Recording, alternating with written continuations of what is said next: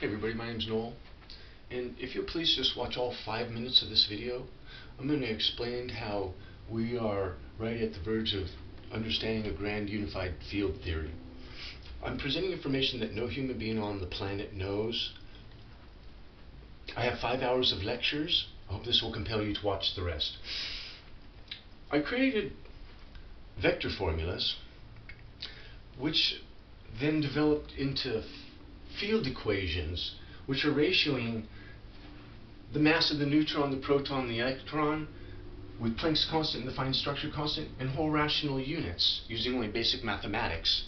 I'll explain more in just a minute.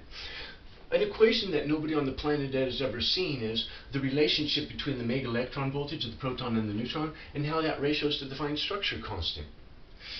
If you'll notice on the board then, if you take the inverse of the second root of the proton's mega electron voltage plus the neutron's mega electron voltage times 10, it's equal to 0.00729744429.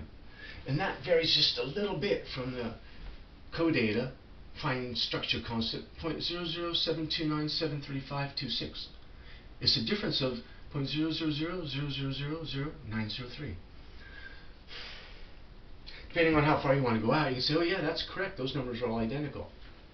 But what they're doing is they're creating an identity of numerical and relationship patterns, which should open up our minds to saying this deserves investigation.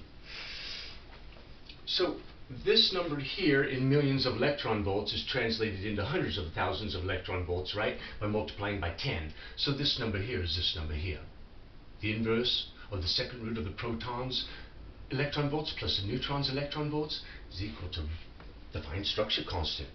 And that is exquisitely close to, which is really cool, because you can take out, hey, we don't want to use the MeVs, we want to use just their mass ratios, like the mass of the electron ratios to the mass of the proton, in 1836 mass compared, and the neutron's approximately 1838.5. If you watch my other videos, I'll explain how 1 plus 1836 equals 1838.5 without adding positrons or neutrinos, etc. You'll like it. What's interesting then, watch, it's so cool, is that we have the mass of the electron divided by the second root of the mass of the neutron times 2 to the second power minus the mass of the electron divided by the total number of angular degrees of variation on the surface area of the tetrahedron. Remember, all this is based on static models of vector diagrams. I'll explain in a moment. What's cool is that now we've got masses which are transforming themselves or equating themselves in this equation to forces. Just like you'll see down here, I've got masses which equate to forces.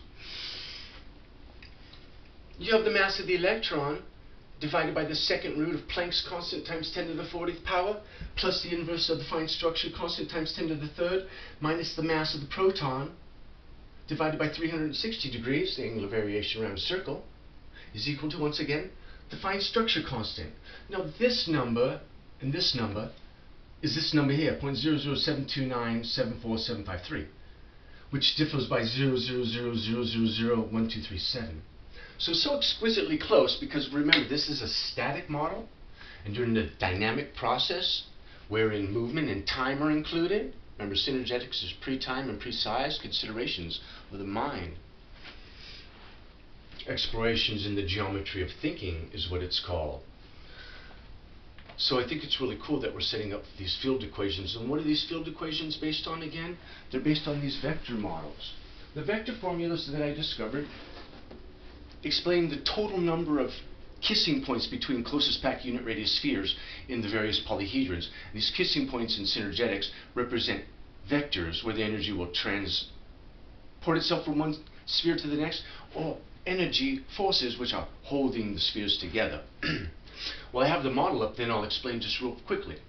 You'll notice then that I have something called frequency, which is frequency of interference patterning, and the best way, if you're new to synergetics, to understand it is just to understand symmetrical fractionation of the system. If I fractionate along the 4 planes of the tetrahedron symmetrically 6 times, I have a 6 frequency, which is what this is, a 6 frequency tetrahedron. And that fractionates itself into octahedrons, which hold tetrachedecahedron in them, which hold cubes within them. And by the way, these cubes spin upon one axis within the domain of the tetrachedecahedron, and as these get bigger, internal spin domains create gyroscopic forces which are not calculated or truly understood by our current nuclear physicists. So, understanding fractionation of the whole then, imagine then if we took this model and we fractionated it 3,676 times. I'll tell you the total number of vectors. And kissing points, for instance, in this one there's exactly 330 kissing points between these 84 closest packed unit radius spheres.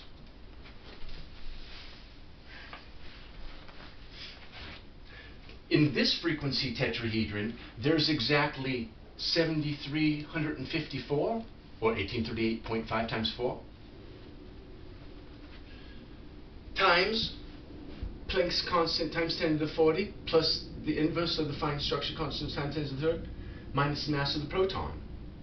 And that equals 49,714,246,056 total vectors or interconnections. 5 hours worth of videos explaining lots of equations which nuclear physicists are not aware of, explaining the dynamics of process of change. Remember then that this is all based on a 6-axis metric, not the 3 axes of the XYZ Cartesian coordinate system. It's based on what's called the isotropic vector tensor spinning transformation matrix, which explains how shapes change in accord with angular momentum changing, and polyhedral structures then hold and stay stations as formed, like in the octahedron, which expands to the icosahedron out to the vector equilibrium, and then does this fun jitterbug thing, right? It also will go into the tetrahedron and the octahedron. So it expands from an octahedron to a tetrahedron, it expands from a tetrahedron to an octahedron, and then out to the icosahedron, and then out to the vector equilibrium. All the different spin dynamics and different transformation processes between cubes and rhombic dodecahedrons and vector equilibriums, as I explained in my other videos, should draw light on the intertransformative properties and considerations which are going on within the nucleus of the atom. I hope that this will compel you to watch some of my other videos. I've tried to make this as short as I can so that you can understand very basically how we're setting up field equations by vector formulas, which are represented by models which demonstrate transformative properties between polyhedral configurations, and will draw light on the subject. I explained the strong nuclear force compared to gravity in my other videos, as well as so much more. This is all, once again, new information for all of mankind. Thank you for tuning in. My name's Noel. This is Synergetics and Nuclear Structure, or Synergetics and the Unified Field. Thanks.